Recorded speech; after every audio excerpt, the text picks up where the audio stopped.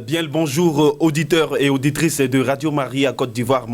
Après une semaine d'absence due à son calendrier fertile et très chargé, notre père évêque, son excellence Monseigneur Gaspard Bébé-Nieba, évêque de Mans et administrateur apostolique d'Odiéné, est de nouveau sur notre plateau tous les mercredis de 10h à 11h. Nous approfondissons notre connaissance et notre conscience de ce que Dieu est en train de faire en nous. La catéchèse de l'évêque, c'est maintenant. Pour nous suivre en images, partez sur votre page Facebook et tapez Diocèse de Mans ou Radio Maria Côte d'Ivoire Mans et vous serez avec nous sur ce plateau. N'oubliez pas d'aimer la page pour recevoir des notifications. Comme je vous le disais, notre Père évêque est avec nous. Excellence, bonjour. Bonjour. Bon retour parmi nous. Merci, avec Bible. la grâce de Dieu. Allez-y, oui. J'ai dit avec la grâce de Dieu. Merci, Excellence, amen. Bible, calepin et stylo sont nécessaires pour mieux suivre cette catéchèse. Juste le temps d'aller les chercher et on se retrouve dans quelques secondes. Esprit de Dieu très pur amour, descend dans notre nuit obscure. Je rappelle que vous suivez la catéchèse de l'évêque et c'est sur Radio Maria Côte d'Ivoire Mans. Excellence, avec vous, nous allons la débuter par la prière. Au nom du Père et du Fils et du Saint-Esprit, Amen. Notre secours est dans le nom du Seigneur qui a fait le ciel et la terre. Dieu notre Père, Maître de la vie, nous te bénissons pour la vie que tu nous donnes. C'est toi en effet, Dieu notre Père, qui nous donne l'être, la vie et le mouvement. Nous te bénissons. Merci.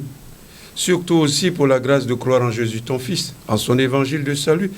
Nous te bénissons pour le don du Saint-Esprit qui fait de nous tes enfants spirituels adoptifs appelés à partager la gloire du Christ dans le ciel. Nous te bénissons pour le trésor spirituel de la foi.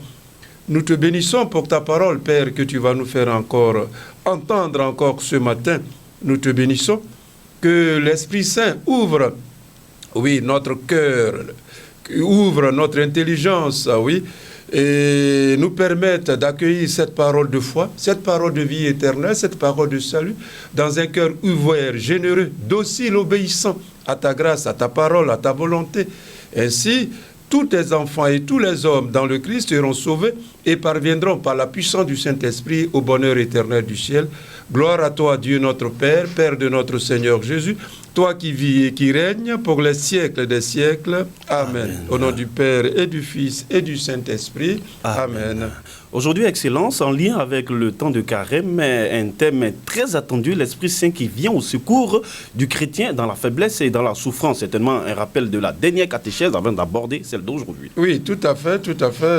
Avant de rappeler justement quelques aspects des catéchèses antérieures, je voudrais situer justement le rapport entre le temps du Carême et puis ce nouveau thème ou ce nouveau point de notre catéchèse, de notre méditation sur le projet de Dieu, sur les hommes, le projet de salut de Dieu, révélé, manifesté en Jésus-Christ. Voilà, ce que Dieu est en train de faire en nous, ce que Dieu est en train de faire pour nous, ce qu'il est en train de faire pour l'humanité tout entière, pour son Église, dans le Christ Jésus. Voilà, c'est là le point central de notre méditation, de nos catéchèses, de notre... Voilà. Alors, l'Esprit Saint vient donc au secours de la faiblesse, vient au secours du chrétien dans la faiblesse et dans la souffrance. Mes frères, nous n'aimons pas souffrir, nous n'aimons pas avoir des limites et des faiblesses, mais c'est une réalité que tout être humain connaît des moments de faiblesse, a des moments de faiblesse, de limites, d'incapacité, et surtout des moments de souffrance. Notre Seigneur Jésus, lui aussi, étant le Fils de Dieu fait homme pour le salut du monde, a connu des moments de faiblesse, a connu des moments de souffrance. Et justement, le temps de Carême est le moment propice où l'Église, justement, nous aide à méditer, à réfléchir, à contempler le Seigneur Jésus dans ces moments de faiblesse et de souffrance. Pour d'abord aussi voir quel prix Dieu a payé, le Père, pour sauver l'humanité, pour nous sauver, pour nous mettre sur la voie du salut, mais également, à partir en contemplant le Seigneur Jésus dans ces moments de faiblesse et de souffrance, nous aussi, par l'Esprit Saint, voir comment vivre dans l'obéissance à Dieu, à sa parole, à sa volonté, dans l'obéissance à l'Esprit Saint, nous aussi, vivre nos moments de faiblesse, de peur, de doute, d'hésitation, de crainte, d'angoisse, nos moments de souffrance physique, spirituelle, relationnelle, de matériel. Oui, voilà. Souvent, on n'a pas toujours le temps de méditer sur ces moments-là. Comment moi, je vis mes moments de faiblesse? Comment moi, baptisé chrétien, je vis mes moments de souffrance? Est-ce que je les vis à la suite du Christ, dans l'obéissance à Dieu, à la volonté de Dieu? Est-ce que je les vis dans la fidélité à l'Esprit Saint? Voilà, c'est des moments, c'est des questions qu'on ne se pose pas toujours. Et cette catéchèse que nous débutons aujourd'hui, ce point de notre catéchèse que nous abordons aujourd'hui, voudrait nous aider justement, comme être humain, comme chrétien, comme disciple du Seigneur, comme membre de la communauté chrétienne, appelés au salut, comment nous vivons nos moments de faiblesse. Est-ce que nous les vivons de manière évangélique, c'est-à-dire selon la parole de Dieu, selon la volonté de Dieu? Comment vivons-nous nos moments de souffrance? Parce que chacun de nous a ses moments de souffrance. Nous avons tous nos moments de souffrance. Ça dépend du moment et ça dépend de la manière. Mais chacun de nous, s'il y a une seule personne qui puisse me dire depuis qu'elle est née, n'a jamais connu la souffrance, je pense que cette personne n'est pas sur la terre. Voilà donc, mais comment évangéliser ces moments de faiblesse? Comment évangéliser nos moments de souffrance? Comment les vivre à la suite du Christ pour la gloire de Dieu, pour notre propre salut, pour l'édification des autres, comme témoins du ressuscité? Voilà, donc c'est tous ces problèmes-là, tous ces aspects de notre vie humaine et de notre vie chrétienne, de baptisés, de disciples de Jésus, appelés au salut, sur ces points-là que nous allons essayer de mener notre réflexion, pour les approfondir. Et j'ai dit, le temps du carême, que l'Église nous offre justement pour à la fois méditer, contempler sur le prix que Dieu le Père a payé en donnant son Fils, en donnant totalement le Christ pour le salut du monde, mais également comment nous aussi, comme baptisés, nous sommes appelés à travailler à notre propre salut, à travailler dans l'Esprit Saint à notre salut, au salut de l'Église, de tous les baptisés, de tous les hommes. Alors, avant d'aborder tous ces points, à partir d'aujourd'hui, nous allons reprendre, comme on a l'habitude de le faire, un peu quelques idées de ce que nous avons dit dans les catéchèses précédentes antérieures. Alors, je l'ai intitulé « L'expérience de Dieu dans le Christ par l'Esprit Saint ». Qu'est-ce que c'est? L'expérience de Dieu dans le Christ par l'Esprit Saint. Pour résumer, en 5 points, ce que nous avons dit dans les catéchèses. D'abord, cette expérience de Dieu dans le Christ par l'Esprit Saint est une initiation au don spirituel d'enfant de Dieu. Voilà, une initiation au don spirituel d'enfant de Dieu. C'est-à-dire, qu'est-ce qu'être chrétien? En quoi consiste la vie chrétienne? Dans sa nature mystique, dans sa nature intérieure, dans sa essentielle fondamentale, en quoi consiste la vie chrétienne, individuelle et communautaire? Voilà. En quoi consiste-t-elle? Comme je dis, c'est une vie profondément mystique. Parce que nous sommes appelés, tous baptisés, à participer, voilà, à la vie divine du Fils de Dieu. C'est de ça qu'il s'agit. Voilà. Être chrétien, c'est participer à la vie divine du Fils de Dieu. Voilà. Et toutes les actions, et voilà, tout ce que nous faisons, c'est pour le manifester, c'est pour le révéler, c'est pour l'exprimer, c'est pour progresser dans cette réalité. Voilà, participer à la vie divine du Fils de Dieu mort et ressuscité. Oh, d'abord, on y croit parce que c'est une question de foi que Jésus nous a sauvés par sa mort et résurrection. Et par sa mort et résurrection, a donné, a communiqué, a conféré à l'humanité cette vie divine nouvelle par la puissance du Saint-Esprit. Donc, l'expérience de Dieu, donc, la vie chrétienne n'est rien d'autre qu'une expérience de Dieu dans le Christ par l'Esprit Saint. Oui, c'est une expérience de Dieu. Ce n'est pas seulement quelques activités qu'il faut faire au nom de Dieu. C'est une expérience de Dieu dans laquelle le baptisé entre, à laquelle il est initié et dans laquelle il va progresser, grandir et dont il va devenir le témoin. La vie divine, la vie surnaturelle, la vie de grâce au cœur de l'existence chrétienne, individuelle et collective. Souvent, comme j'ai dit, on a tendance malheureusement à réduire l'existence de la vie chrétienne du baptisé, à faire seulement quelques petits trucs religieux. Non, c'est plus que cela. Voilà, c'est une expérience de Dieu. Une connaissance et expérience de Dieu dans le Christ par l'Esprit. Donc, je disais d'abord, en 5 points, la première partie, c'est une initiation. Quand on est baptisé, quand on croit à Dieu, quand on entre dans l'Église, en fait, c'est une initiation au don spirituel d'enfant de Dieu, de fils et filles de Dieu appelés à la gloire du ciel. Voilà la dignité, comme je l'ai dit dans la catéchèse précédente, la dignité surnaturelle, la dignité extraordinaire, la dignité éternelle de chaque baptisé, de chaque croyant. Voilà ce qui fait la valeur du baptisé. Voilà. enfant de Dieu, don spirituel d'enfant de Dieu. Tu es initié. Premier point important. Deuxième point, cette expérience de Dieu dans le Christ, par l'Esprit Saint, qui est donc une initiation au don spirituel d'enfant de Dieu, et le chrétien va progresser. Donc, deuxièmement, une progression intérieure et une maturation spirituelle du chrétien, du baptisé, dans ce don spirituel d'enfant de Dieu. Deuxième aspect, deuxième dimension essentielle d'une vie chrétienne authentique, d'une vie chrétienne vraie, qu'elle soit celle d'un évêque, d'un prêtre, d'un laïc, d'un jeune, d'un baptisé, ça n'a pas d'importance. Voilà. C'est une progression intérieure et une maturation spirituelle du chrétien, du baptisé, comme je l'ai dit, qu'il soit évêque, qu'il soit laïque, qu'il soit prêtre, qu'il soit religieux, qu'il soit frère, qu'il soit un jeune, un adulte, un couple, un célibataire, ça n'a pas d'importance. Ce qui est là, c'est la logique du plan de salut de Dieu sur chacun de nous, que nous expliquons en Jésus-Christ par la puissance du Saint-Esprit. Voilà, la logique du plan de Dieu, dans laquelle chacun de nous est appelé à entrer, à s'inscrire. Voilà. Donc, premier, c'est une initiation. Dieu, le Père, a voulu, par la foi au Christ, en son évangile de salut, par la grâce du baptême et le don du Saint-Esprit, que chaque personne, chaque croyant, devienne enfant de Dieu dans le Christ, appelé à la gloire du ciel. Deuxièmement, Dieu le Père veut, selon son projet, son destin d'amour, son plan de salut éternel, voilà, il a voulu son projet de bonheur éternel pour chacun, pour tous, pour toute l'humanité. Que la logique, c'est, deuxième logique, progression, progresser intérieurement.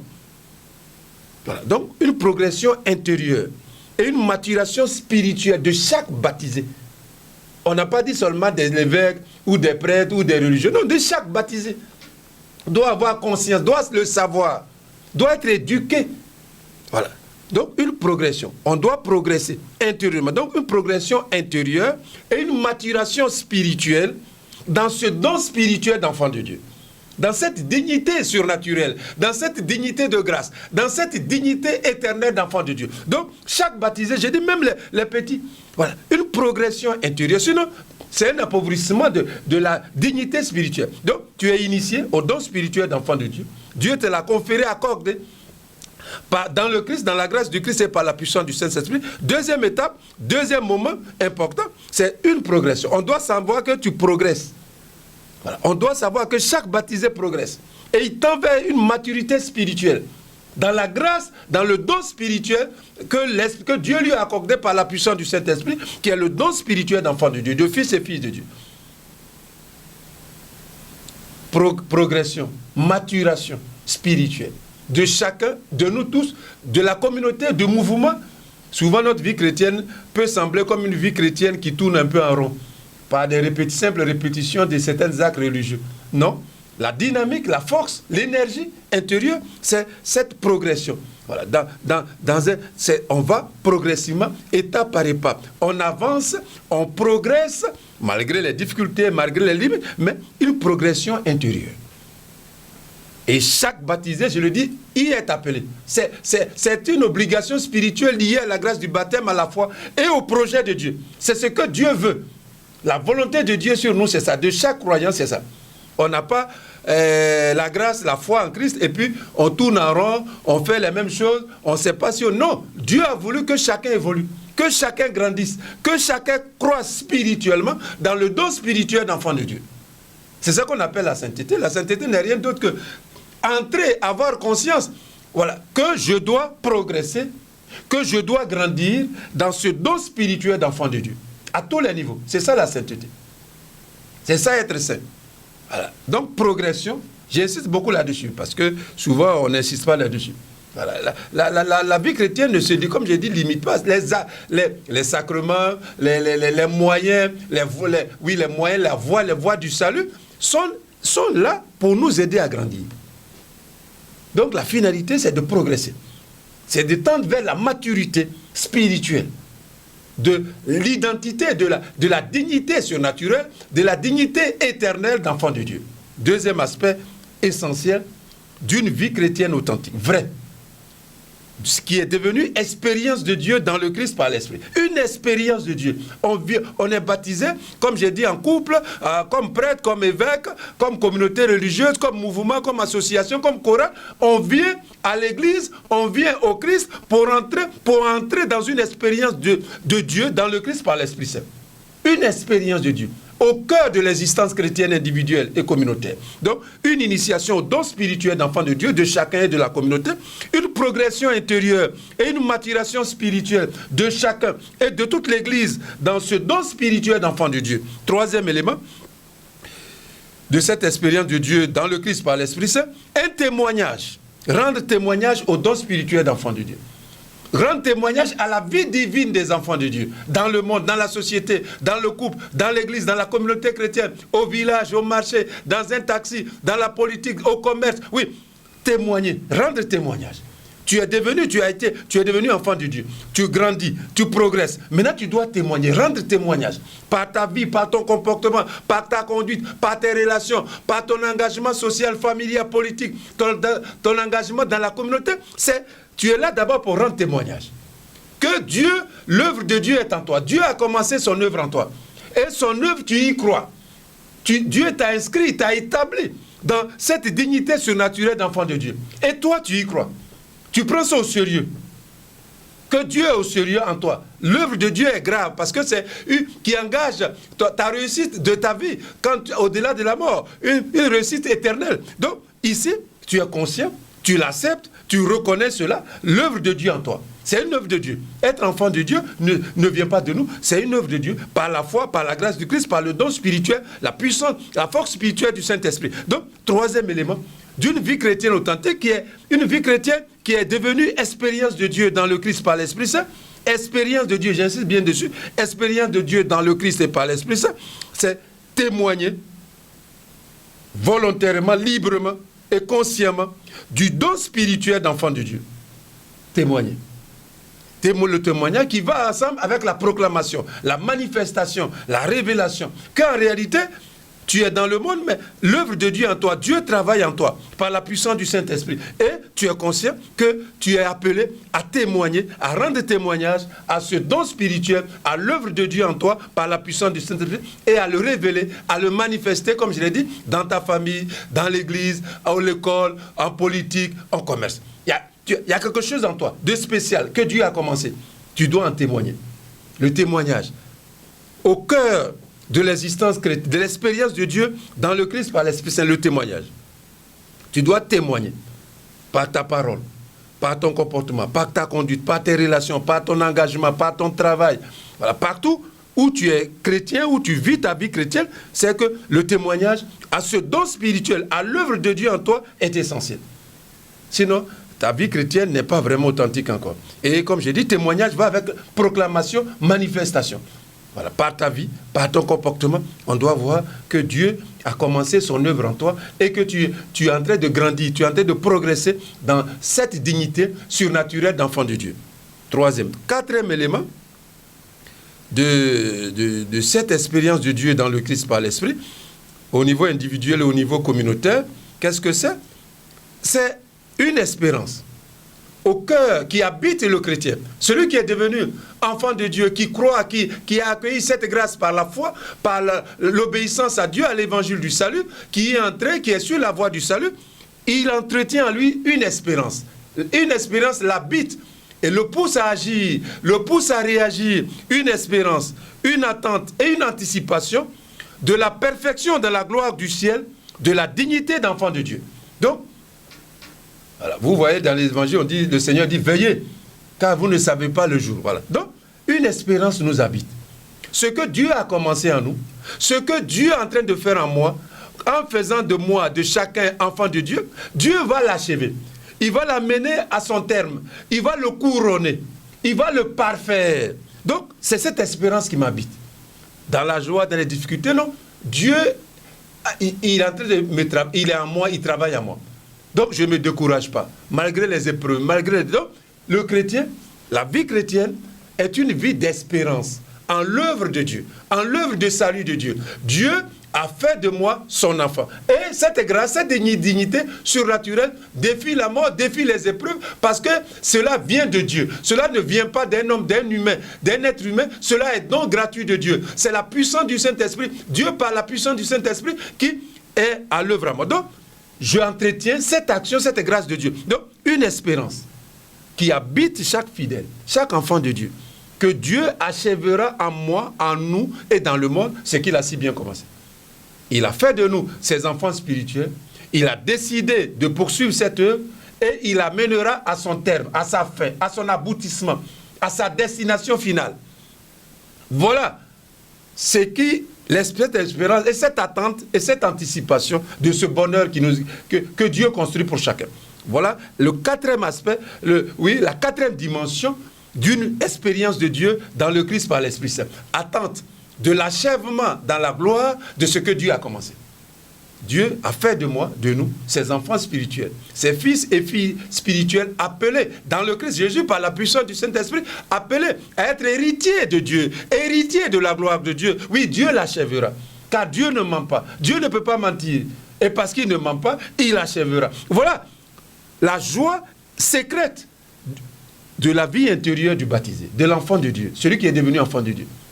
Dieu m'aime, il nous aime, il a commencé son œuvre en moi. En moi, il a fait de moi son fils, sa fille spirituelle en Christ, il a fait de moi son enfant, il m'appelle à un bonheur éternel. Croire donc à la logique du plan de Dieu, quels que soient les moments, quelles que soient les difficultés, quels que soient les péchés, les faiblesses que nous pouvons connaître, croire. Donc le chrétien, le baptisé, le fils de Dieu, est habité et animé et poussé à agir et à réagir par rapport à cette espérance qu'il doit entretenir en lui. En espérance qui devient en même temps et désir, qui devient en même temps attente, mais en même temps qui devient anticipation. La vie chrétienne sur la terre est en même temps anticipation de cette perfection dans la gloire de notre dignité surnaturelle d'enfant de Dieu. Voilà pourquoi le chrétien...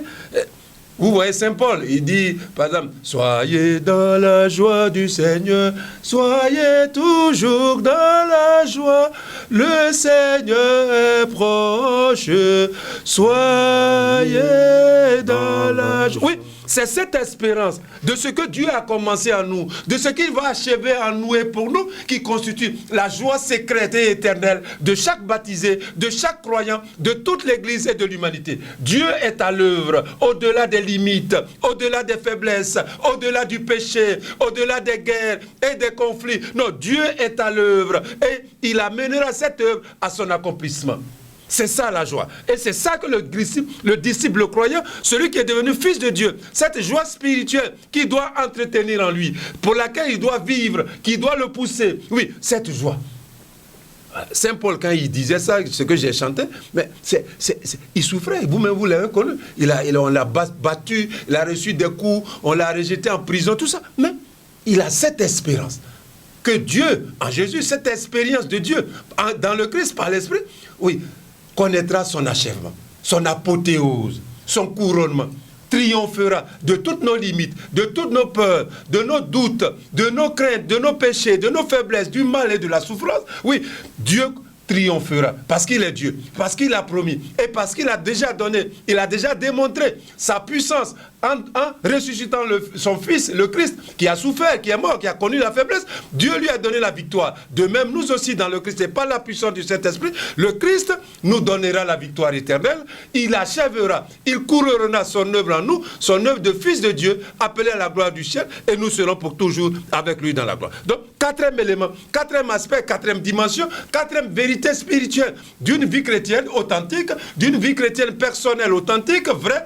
Oui, c'est ça. Une espérance spirituelle habite et anime celui qui est devenu enfant de Dieu. Une espérance, une attente, un désir, mais en même temps une anticipation de la perfection de ce que Dieu fera en nous et pour nous. Joie au milieu des épreuves. C'est pour ça que quand vous lisez les saints, les apôtres, j'ai parlé l'exemple de Paul, mais les autres apôtres, ils ont été baptisés, ils ont souffert, mais pour le Christ, pour le Seigneur, mais ils n'ont pas démissionné, ils n'ont pas abandonné, ils n'ont pas dit, ah, comme c'est maintenant là, moi je rejette. Non, parce qu'ils savent, ils avaient foi, ils avaient confiance en Dieu, en ce que Dieu a commencé, en ce que Dieu va achever pour eux, en eux, au-delà de la vie terrestre.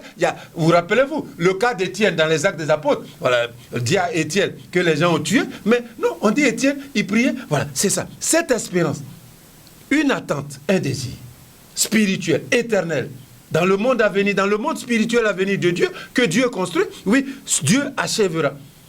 Voilà. Malgré nos luttes, nos faiblesses, ce que nous aurons commencé, ce que nous aurons vécu avec lui, ici-bas, par la foi, par l'obéissance à sa parole, à sa volonté, par l'évangile du salut, Dieu le Père, par la puissance de la grâce du Christ ressuscité et par la puissance du Saint-Esprit, la force spirituelle du Saint-Esprit, il achèvera. Il la couronnera son œuvre en moi.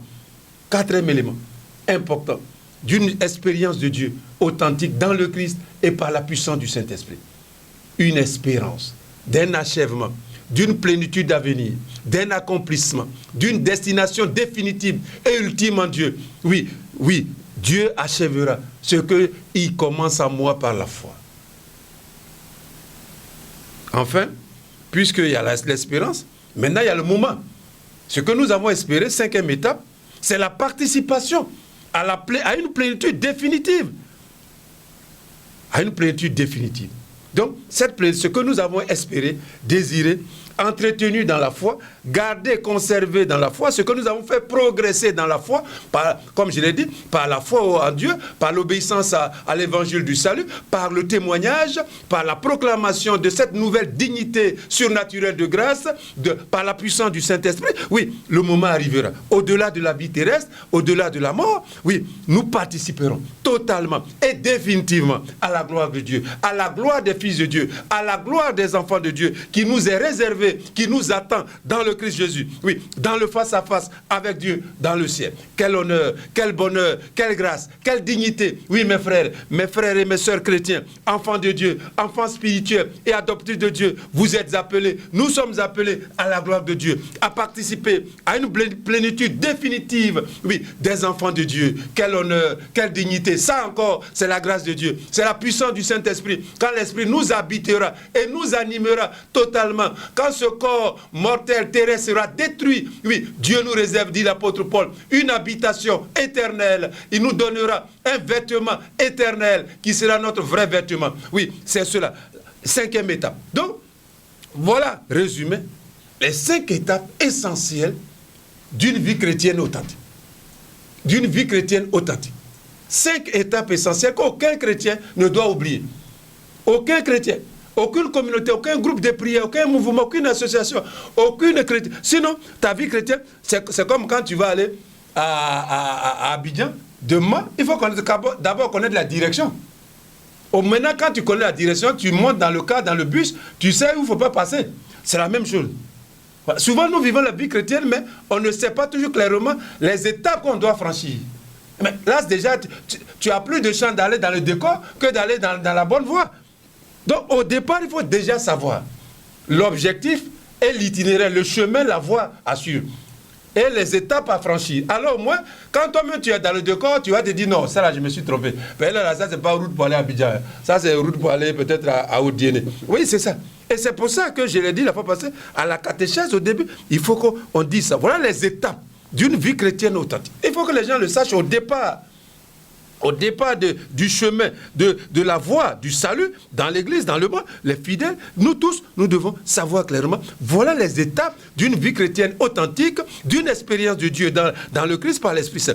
Une initiation au don spirituel d'enfant de Dieu, une progression intérieure et une maturation spirituelle de chrétiens, de chacun de nous tous, dans ce don spirituel d'enfant de Dieu. 3, un témoignage à rendre au don spirituel d'enfant de Dieu, un témoignage.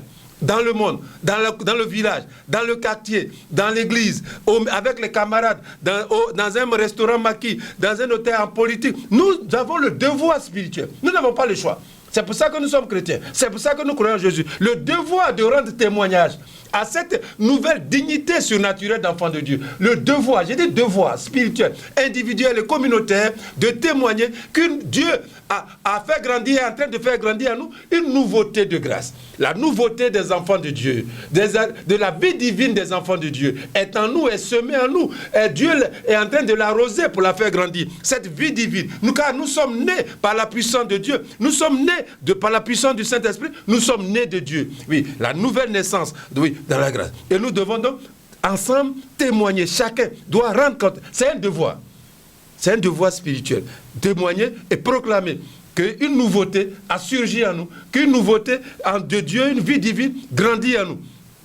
Troisièmement, c'est l'espérance. Une espérance nous habite d'un accomplissement à venir, une attente, une anticipation, d'une plénitude, de la gloire de Dieu. Voilà. Je chante ça. Je te dis que si tu crois, tu verras la gloire de Dieu. Je te dis que si tu crois, tu verras la gloire de Dieu. Tu verras la gloire de Dieu. Tu verras la gloire de Dieu.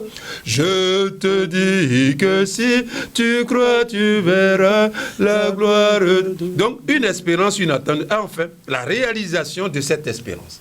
Que Dieu couronnera son œuvre à moi que j'ai commencé et qui a été initiée par la foi. Alors, voilà les 5 points pour résumer les catéchèses antérieures. Alors, nous commençons sur le nouveau point. L'Esprit Saint vient au secours du chrétien dans la faiblesse et dans la souffrance. On va commencer par le premier point. La première partie, l'Esprit Saint vient au secours du chrétien dans la faiblesse.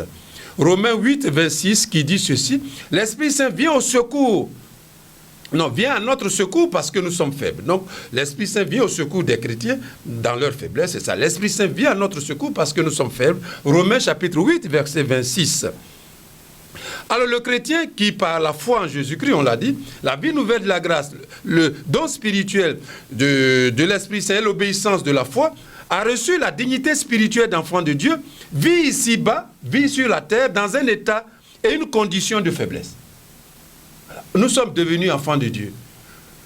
Dieu a commencé à nous donner l'Esprit Saint. Il nous a établis dans la grâce du Christ. Mais cela, et je l'ai dit, ce n'est pas encore parfait. Donc le chrétien, sur la terre, dans l'église, dans la communauté chrétienne, doit savoir et doit reconnaître qu'il vit dans un état et une condition de faiblesse. Car vivant cette dignité spirituelle d'enfant de Dieu, dans le temps, dans le provisoire et dans un corps physique, biologique, le croyant n'est pas encore définitivement établi dans la plénitude spirituelle qu'il espère et qu'il attend. C'est de ça que j'ai dit tout à l'heure. On n'est pas encore dans, comme il dit Saint Paul, dit, on aura une habitation nouvelle, un vêtement nouveau, dans la gloire du ciel. Il parle de corps céleste. Mais en attendant, nous sommes dans ce corps biologique. Dans ce corps que vous et moi, nous sommes.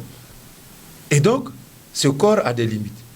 Donc, le chrétien fait donc parfois l'expérience d'une inconstance et d'une inconsistance de son être et de ses actions. Il fait l'expérience de contradictions et d'incohérences.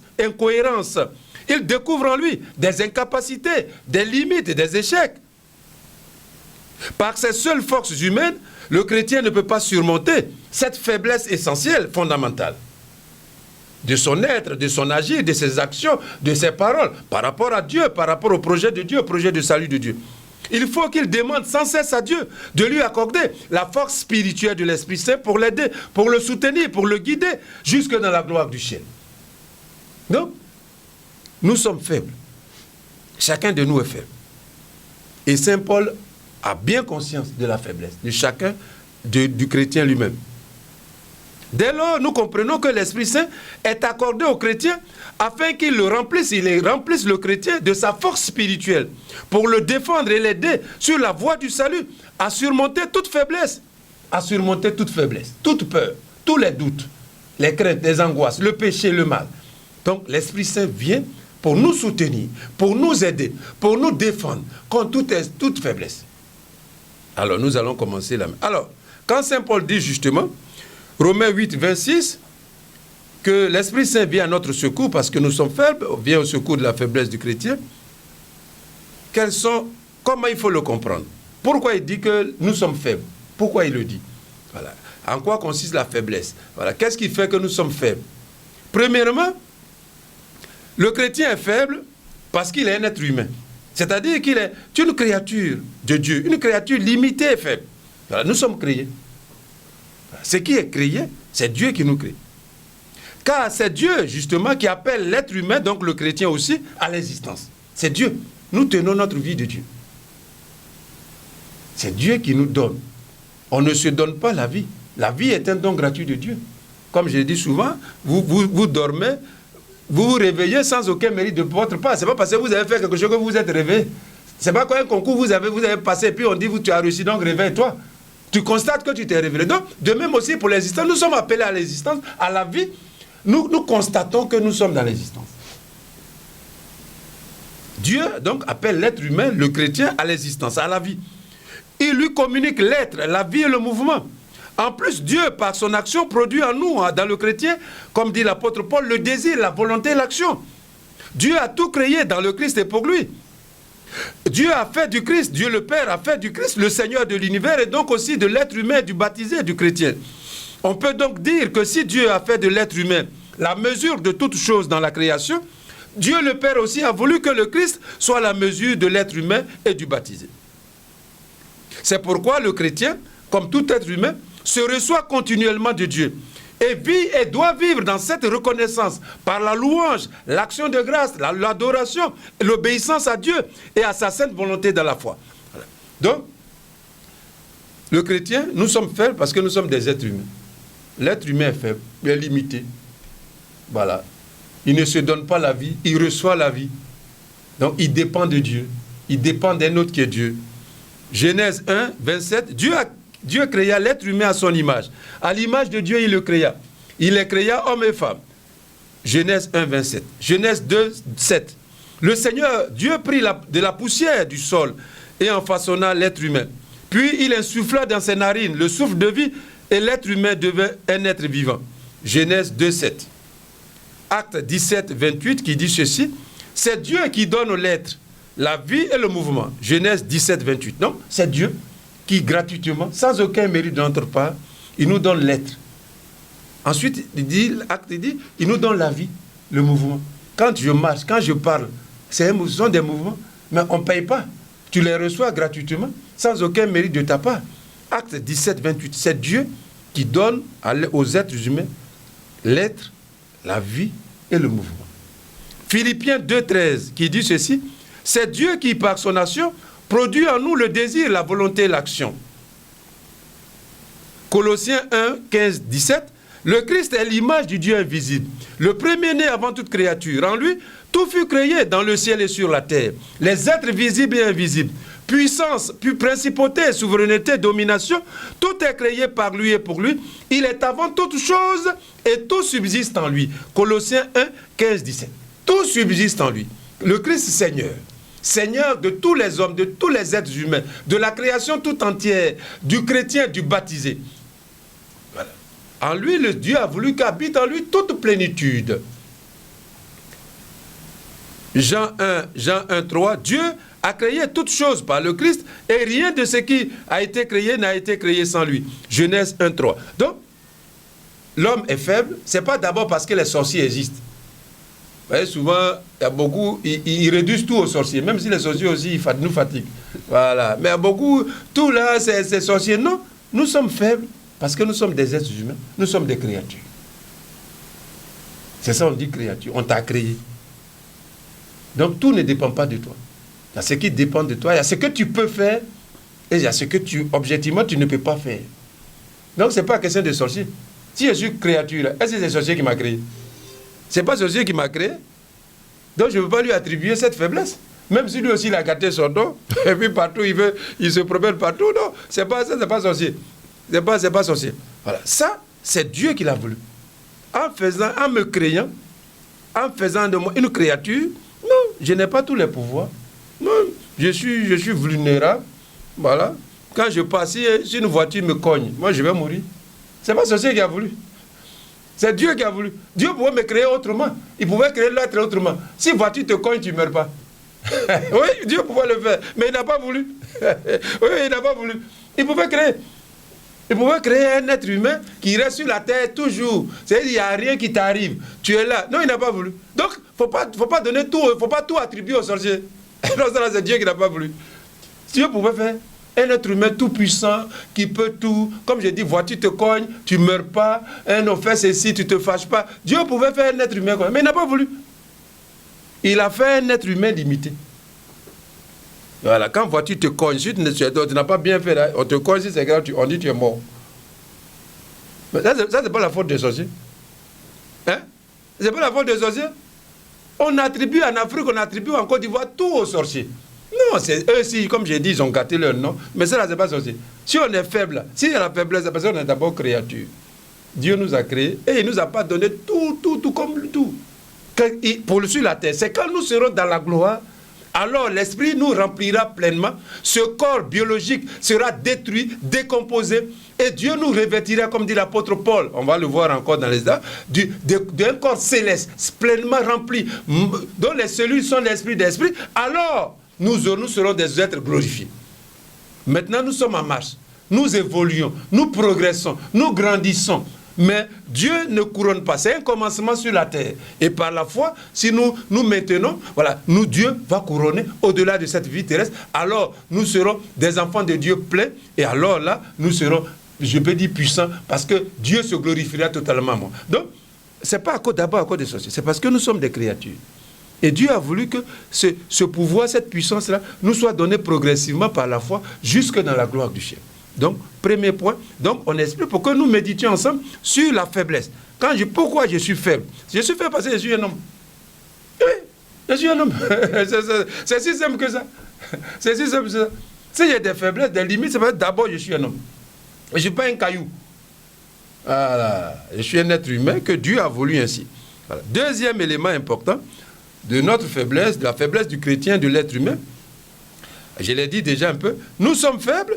Le chrétien est faible parce que, justement, Dieu, il nous a donné une nature humaine. C'est-à-dire, il nous a donné sur la terre, qui est limitée, qui est fragile, qui est provisoire, qui est corruptible, qui est mortelle. Voilà. Il nous a donné ce que Saint Paul appelle le corps terrestre, ce corps-là, ce corps biologique. Ce corps-là, il est limité. Quand moi, je suis ici dans votre studio, je ne suis pas à Abidjan. Dieu pouvait créer quelqu'un qui, quand il est ici, en même temps, il est à Abidjan. Mais le corps est physique, il est lié à un espace, à un temps, à un moment donné. Donc ça, c'est une limite. C'est une limite. Je suis faible. Et quelquefois, tu es là, tu dis, je voulais aller à Abidjan, mais non, tu n'es pas encore arrivé à Abidjan. Il te faut prendre maintenant le car, payer pour arriver. Donc, ce corps physique, biologique, a des limites. Et nous avons. Il est mortel. Comme j'ai dit tout à l'heure, si une voiture me colle, si elle n'est pas bien faite, je suis mort. Donc, le corps, deuxième raison, deuxième cause, deuxième justification de la faiblesse de l'être humain et du chrétien, c'est que nous sommes pour le moment dans ce corps biologique, dans ce corps terrestre qui est limité. Ce n'est pas encore des sorciers. Dieu ne m'a pas encore donné le corps céleste, le corps définitif qui viendra après, au-delà de la mort. Mais pour le moment sur la terre, non, j'ai un corps fragile. Un corps précaire, c'est-à-dire provisoire, qui est fait pour passer, qui sera détruit, qui se corrompt, qui se dégrade, peu à peu, qui est mortel, qui va mourir, qui va se décomposer, qui va pourrir. Nous, on dit pas décomposer, on dit pourrir. Qui va pourrir dans la tombe, tout ça. Ah, c'est une faiblesse. Donc, ça, c'est pas encore lié aux sorciers. Si Dieu nous avait pas donné ce corps-là, d'accord, je pourrais m'envoler, mais là, le corps-là, il a des limites. Comme j'ai dit, si tu es fatigué, tu es fatigué. Dieu pouvait nous donner un corps qui ne se fatigue pas. Tu marches d'ici à Abidjan, tu n'es pas fatigué. Tu es comme dopé. Alors, mais Dieu n'a pas voulu. Si tu marches d'ici, si tu es un homme normal, tu dois dire, je suis fatigué, donne-moi de l'eau et boire. Voilà, ça, c'est limite. C'est lié au corps biologique que nous avons. Deuxième raison de nos faiblesses, c'est lié à ça. À ce corps-là que nous avons, qui a des besoins, qui a des temps, qui a des limites, qui ne fait pas tout, qui ne peut pas tout faire. Romains 8, 11 dit ceci. Dieu qui a ramené le Christ justement d'entre les morts donnera aussi la vie à nos corps mortels par son esprit qui habite en nous. Donc vous voyez, nous sommes encore dans ce corps terrestre, biologique terrestre, qui est limité. C'est pour ça que l'apôtre Paul dit en Romains 8, 11 que non, ce corps-là, il sera détruit. Et Dieu nous donnera. Ce corps, il est mortel, donc il est fragile. Donc, ce n'est pas lié aux sorciers, c'est Dieu qui a voulu. Dieu pouvait déjà nous donner sur la terre un corps céleste. Comme je l'ai dit, voiture te cogne, tu ne meurs pas. Même le sorcier fait quelque chose, ça ne passe pas. Et il n'a pas voulu. Il nous a donné un corps mortel, fragile, qui n'est pas tout puissant, un corps qui n'est pas tout puissant, qui ne peut pas tout faire, qui est vulnérable, qui va passer, qui va se décomposer, qui va pourrir dans la tombe. Et c'est ça, ça fait des sorciers. Mes frères et mes soeurs, vous qui m'écoutez, et ça fait des sorciers, ça. Nous, on donne trop de noms aux sorciers.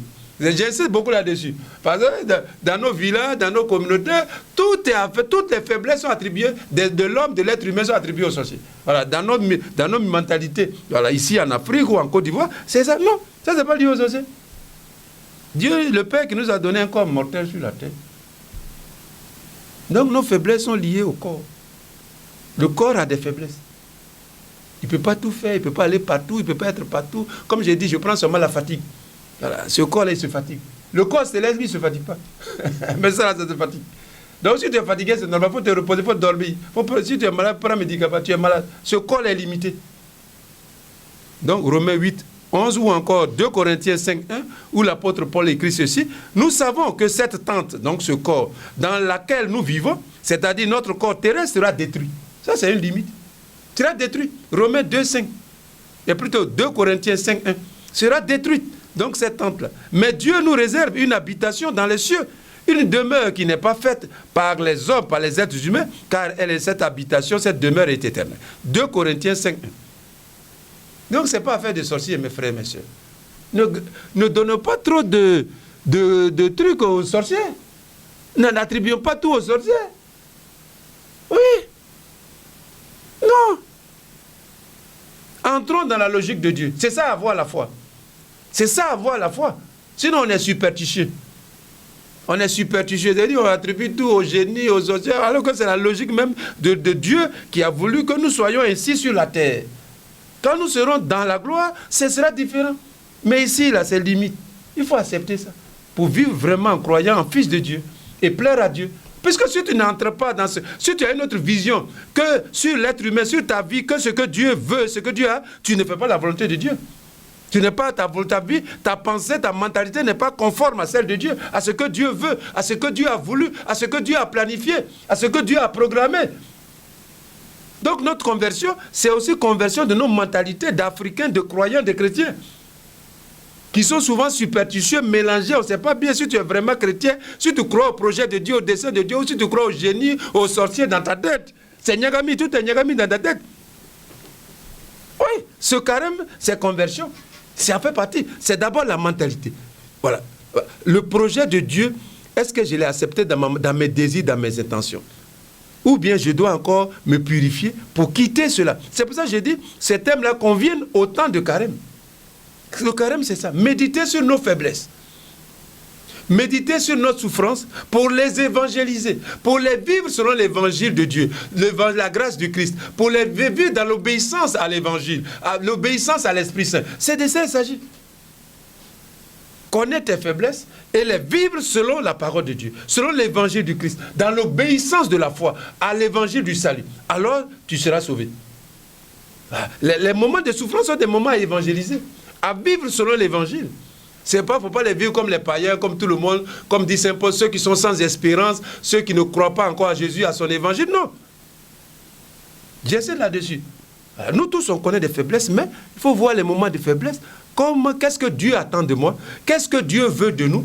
Comment les évangéliser? Comment les vivre pour glorifier Dieu? Comment les vivre pour être sur la voie du salut, pour ne pas être dans le décor? Voilà. Donc, ça, c'est important. Ça, c'est le deuxième point.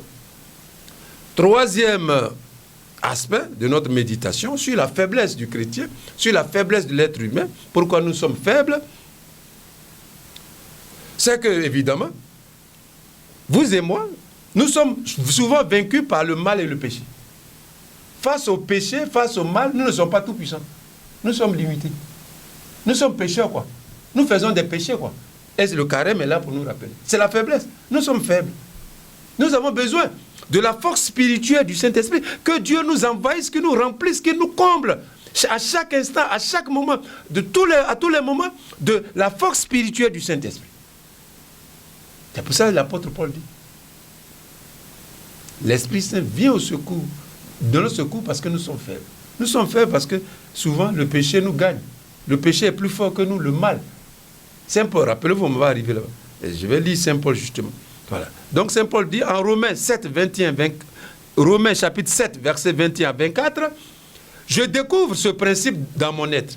Je suis incapable de faire le bien que je veux, car je ne fais que le mal que je ne désire pas. » Donc Saint Paul dit, le bien qu'il veut faire là, il voit qu'il est souvent incapable de le faire. Mais le mal qu'il veut éviter là, c'est ça qui vient. Voilà. Au fond de moi, je prends plaisir à la loi de Dieu, à la parole de Dieu. Mais je trouve dans mon être une autre loi qui combat contre cette loi de Dieu que mon cœur désire. Cette loi me rend prisonnier de la loi du péché qui est à moi. Qui me délivrera de ce corps qui m'entraîne à la mort? Rendons grâce à Dieu, bénissons Dieu, louons Dieu par Jésus-Christ, notre Dieu et notre Sauveur. Romains chapitre 7, du verset 21 au verset 24. Donc, vous voyez l'expérience de Paul. Nous aussi, en ce temps de carême, c'est notre expérience. Nous sommes souvent pleins de bonne volonté. Nous ne voulons pas faire le mal, nous voulons éviter le mal, le péché, ce qui est contraire à la volonté de Dieu. Mais nous devons être réalistes, nous devons être humbles, nous devons le reconnaître que bien souvent, bien des fois, le mal et le péché sont plus forts que nous. Romains 7, 21, c'est l'expérience de l'apôtre Paul. Ou encore en 2 Corinthiens chapitre 4, verset 7. Il dit, nous portons le trésor de la grâce dans des vases de terre, dans des pots d'argile. Voilà la faiblesse. Voilà. C'est-à-dire la grâce surnaturelle d'être enfant de Dieu, appelé à la gloire du ciel, cette grâce-là, éternelle, surnaturelle, divine, nous la portons, dit l'apôtre Paul, nous, dans des vases d'argile, dans des vases de terre. Tu vois, c'est la fragilité. Voilà, nous sommes faibles. 2 Thessaloniciens chapitre 3, verset 3, Dieu nous affermira et nous préservera du mal. C'est Dieu, la puissance du Saint-Esprit, la force spirituelle du Saint-Esprit qui préserve le croyant, le chrétien, l'Église du mal. Sans ça, c'est pas possible. C'est la force du Saint. C'est Dieu qui nous affermira, dit l'apôtre Paul, et nous préservera du mal. C'est lui qui nous défend contre le mal, qui nous protège. C'est la grâce de Dieu, c'est la force spirituelle du Saint-Esprit. Sinon, vous et moi, on n'est pas possible.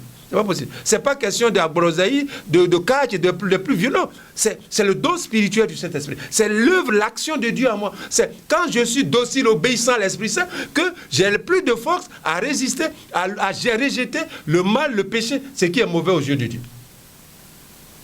2 Thessaloniciens, Dieu nous a fait. Romains 6, 6, notre nature de péché, notre corps de péché a été réduit à l'impuissance. Donc, ce corps-là est souvent marqué, comme je l'ai dit, par le péché, par le mal. Donc, nous sommes faibles parce que le mal, nous sommes complices du mal souvent.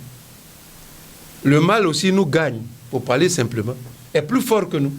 Le péché, et c'est le carême. C'est ça que nous reconnaissons dans le sacrement de la confession, dans la réconciliation, la pénitence. Dans tout ça, on dit à Dieu, Seigneur, il faut penser à nous. Si tu ne fais rien, là, ça chauffe ici sur la terre. Le mal là, a tendance à prendre le monde, nos cœurs, nous-mêmes les baptisés, l'église, tout ça, Seigneur. Pardon, viens à notre secours, envoie puissamment l'Esprit Saint. Que la force spirituelle du Saint-Esprit habite le cœur, l'être, le corps des baptisés, de ceux dont tu as fait tes fils et tes filles appelés à la gloire du ciel. Que l'Esprit Saint en eux soit plus fort que le mal. Voilà. Donc, troisième aspect, c'est par rapport à ça. Par rapport au mal, par rapport au péché, que l'apôtre Paul, conscient, dit que nous sommes faibles. Que si Dieu ne fait rien, s'il ne nous envoie pas puissamment la force spirituelle du Saint-Esprit, nous ne pouvons pas résister, nous ne pouvons pas être plus forts que le mal et le péché. Troisième élément de méditation. Quatrième élément, c'est que le chrétien est faible parce que par lui-même, par ses seules forces, je l'ai dit tout à l'heure, il ne peut pas croire en Dieu. Répondre à la grâce de Dieu, obéir à Dieu, accomplir la volonté de Dieu, croire à l'évangile du salut, vivre conformément au salut éternel, obtenir le salut éternel. Il faut encore le secours de la grâce de Dieu. Il faut la force spirituelle du Saint-Esprit. Donc, ici, c'est... Maintenant, nous entrons dans la logique même déjà du plan de Dieu. C'est-à-dire, pour accroire au salut de Dieu, pour être sur la voie du salut, pour s'y maintenir, pour progresser sur le chemin du salut, il faut que Dieu intervienne. Il faut la grâce de Dieu. Il faut l'action de l'Esprit Saint, la force spirituelle du Saint-Esprit. C'est elle qui convertit le croyant, qui fait croire en Dieu, qui fait aimer Dieu, qui fait obéir à Dieu, qui fait obéir à la volonté de Dieu, à la parole de Dieu. C'est la force spirituelle du Saint-Esprit, ça ne vient pas d'eux. C'est pour ça que l'apôtre Paul dit encore, à 1 Corinthiens chapitre 15, verset 10, « C'est par la grâce de Dieu que je suis ce que je suis. » Voilà ce que dit l'apôtre Paul. 1 Corinthiens 15, 10. « C'est par la grâce de Dieu que je suis ce que je suis. » La grâce de Dieu. La grâce de Dieu. Si nous pouvons être sur la voie du salut, c'est que Dieu nous dévance toujours. C'est que Dieu est toujours le premier à agir. Si nous pouvons croire en Dieu, c'est que Dieu nous a déjà dévancés. C'est que c'est lui qui nous fait grandir. C'est que tout à l'heure j'ai lu, quand l'apôtre Paul dit, il produit déjà dans les actes des apôtres, c'est lui qui produit en nous l'être, la vie et le mouvement. Voilà. Mais Saint Paul dit, c'est en Philippiens 2, que c'est Dieu qui, par son action, produit en nous le désir, la volonté et l'action. Là, c'est Dieu. C'est la puissance de Dieu. Donc, le chrétien doit être toujours reconnaissant. Il doit pouvoir bénir, louer Dieu. S'il peut prier, s'il peut faire une seule fois, croire en Dieu, prier, louer Dieu, faire obéir à Dieu, faire sa volonté, écouter sa parole, avec lui-même à la maison, faire le bien au nom de Dieu, se maintenir sur la voie du salut, oui, apprécier les moyens du salut, c'est que Dieu est à l'œuvre en lui. C'est pour ça qu'il doit être toujours reconnaissant dans la louange, dans l'adoration. Voilà. C'est par la grâce de Dieu. Donc, mes frères, mes soeurs, bénissons Dieu. Bénissons Dieu. C'est lui qui nous donne de croire. En lui d'abord, en son Fils Jésus, en son évangile, d'être sur la voie du salut. C'est Dieu qui nous a mis sur la voie du salut. C'est lui qui nous maintient sur la voie du salut. C'est lui qui nous fait désirer le salut éternel. C'est lui qui nous fait lutter, travailler à notre salut, au salut de l'Église et du monde. Tout est œuvre de Dieu. C'est par la grâce de Dieu, dit l'apôtre Paul, que je suis ce que je suis. 1 Corinthiens 15, 10. C'est par la grâce de Dieu que je suis ce que je suis. C'est par la grâce de Dieu que je suis ce que je suis. Si, mes frères, nous, comme l'apôtre Paul, nous pouvions nous dire ça, répéter ces paroles, mais nous serons pleins de reconnaissance. C'est par la grâce de Dieu que je suis ce que je suis. Ce que tu es maintenant, ce que tu seras, tu le dois toujours à la grâce de Dieu. Il faut toujours revenir à Dieu, à la force spirituelle de son Esprit Saint. Voilà, ce que je suis, ce que moi je suis, ce que vous êtes à côté de moi, c'est par la grâce de Dieu que nous le sommes. Souvent, mes frères et mes soeurs, nous avons tendance à nous attribuer les actions de Dieu pour dire que c'est nos mérites, c'est parce que nous sommes courageux, c'est parce que nous sommes forts, c'est parce que nous sommes ceci, que non, c'est par la grâce de Dieu. C'est par la grâce de Dieu. Tout est grâce de Dieu.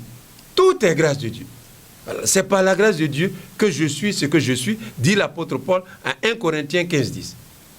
Voilà. Donc, aujourd'hui, nous allons nous arrêter là et nous allons continuer la prochaine fois. Voilà. Déjà, donc, en ce temps de carême, nous méditons sur, encore une fois, l'Esprit Saint que Dieu nous envoie, la grâce de Dieu, Dieu qui agit en nous pour nous maintenir sur la voie du salut, pour nous faire sortir, dépasser, surmonter nos faiblesses, et la souffrance et tout ça, surtout pour les évangéliser, pour les vivre selon la gloire de Dieu, selon l'évangile de Christ. Donc, ça, c'est la grâce de Dieu qui fait tout cela pour nous. Alors, nous allons nous arrêter ici sur ce point, et la prochaine fois, nous allons continuer. C'est par la grâce de Dieu que nous sommes ce que nous sommes. Pour aujourd'hui, c'est fini pour la catéchèse de l'évêque. Merci auditeurs de nous avoir suivis. N'oubliez pas d'aimer les différentes pages qui vous ont permis de nous suivre. Le replay sur Radio Maria Côte d'Ivoire de cette émission, cette catéchèse, c'est pour ce soir à 21h et à 0h et le lundi aussi à 10h. Réécoutez aussi cette catéchèse à tout moment sur YouTube, c'est Diocèse de Mans sur la barre de recherche. Encore une fois, merci de nous avoir suivis. Rendez-vous mercredi prochain, même heure, même fidélité et bon temps de carême. Surtout, restez là où vous êtes. C'est là où Dieu au cœur de nos vies. Excellence, nous allons finir par la prière. Gloire au Père et au Fils et au Saint-Esprit, comme il était au commencement, maintenant et toujours, dans les siècles des siècles. Amen. Au nom du Père et du Fils et du Saint-Esprit. Amen.